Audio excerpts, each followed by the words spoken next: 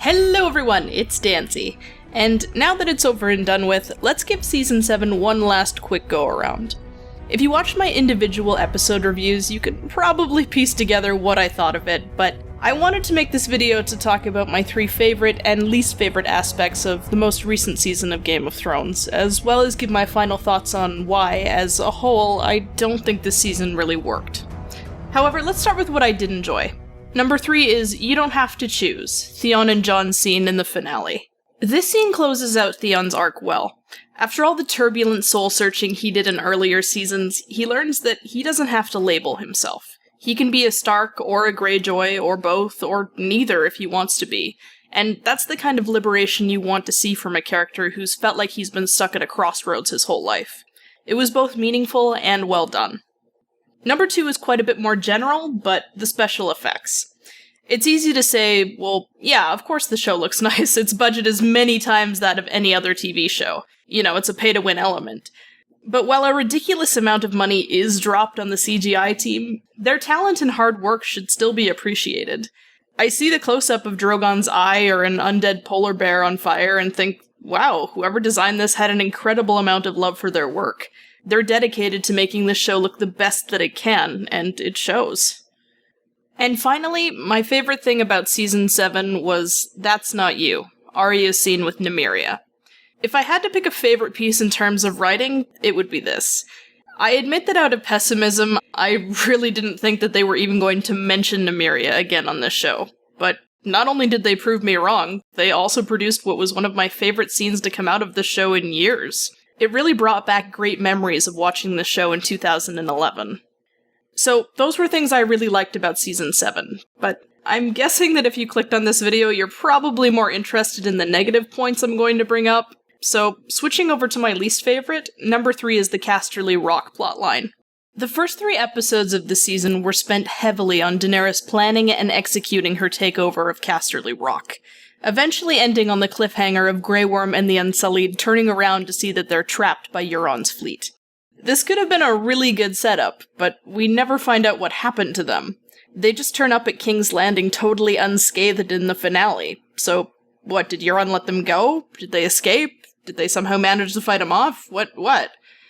Capturing Casterly Rock was built up as the main plotline for the entire first half of the season, but we aren't even given a definitive answer as to what happened. It needed to be much better integrated into the season and have an actual on-screen conclusion if they wanted to do it. Number 2 is the Winterfell storyline. While Casterly Rock was all build-up and no payoff, Sansa ordering the execution of Littlefinger was all payoff and no build-up. Most of you probably know that this was a big one for me, but I also want to stress that I do think there were remnants of good ideas here. If they had thrown out all the scenes they wrote of Arya and Sansa fighting, and replaced them with an intriguing cat-and-mouse game between them and Littlefinger, the ending would have been great. The Stark kids could have rebonded over taking down a mutual threat in their home, and Littlefinger could have actually played off of them, instead of just sitting around Winterfell waiting to die all season. Far more frustrating for me than bad writing is just lazy writing. Instead of a slow and creative build-up, the writers fell back into the bad habit of relying on melodrama with an empty shock value twist slapped onto the end. And finally, number 1 is the R+L=J scenes. One thing I will say for Season 6's flashback scenes is that even if I disagreed with lots of choices, like Bran narrating every little thing that was on screen, it was at least on track with showing not only plot points, but also the world building. The fight outside the tower has no significant impact on the characters in the present timeline. It's almost exclusively to the benefit of the audience, but without it, you're just getting the barest minimum of a story. And that's kind of what we got with the latest season scenes for the same plotline. I feel like if this was done properly, it would have had scenes with Rhaegar and Elia, or Lyanna reacting to the death of her father and brother, or Rhaegar making the decision to leave for the Trident. Like, just anything that shows them as people instead of just vessels to give Jon inheritable titles. If you're a fan of the series and have an internet connection, you've probably known who Jon's parents were for years. Far more interesting to explain at this point would be how Rhaegar would be able to justify his annulment, or why Lyanna would choose to name Jon Aegon instead of literally anything else, or just basic stuff like how they interact with each other from day to day, because I guarantee that with a war going on, it wasn't all smiles and kisses.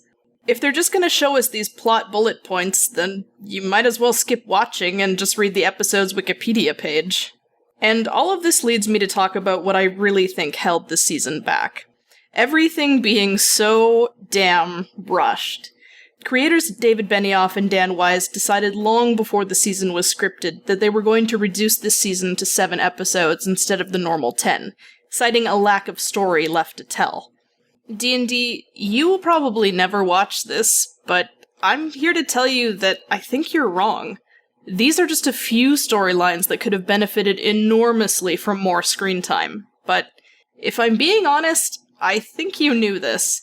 I think what happened wasn't that the story had nothing left to give you. It was that you decided you didn't want to give anything more to the story. From every episode of this season feeling like it was a first draft of a script, to the dialogue consisting primarily of meta-jokes and references, to the production team slamming home runs into the parking lot while your writing room seems apathetic to make first base, and yes, the fact that you wanted a shorter season, all point to the fact that you're just done with Game of Thrones.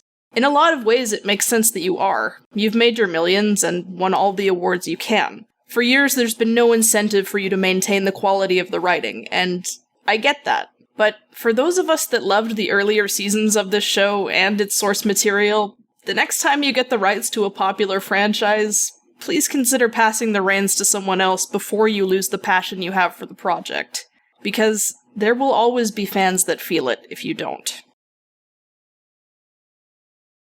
Alright, so to leave this video off on a happier note, now that the season is over, I can shrug off this serious cynicism and get back to making content that's a lot more fun.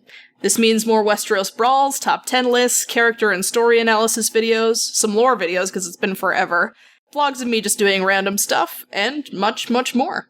So subscribe so you don't miss it, and drop a like if you enjoyed the video. Thanks for watching.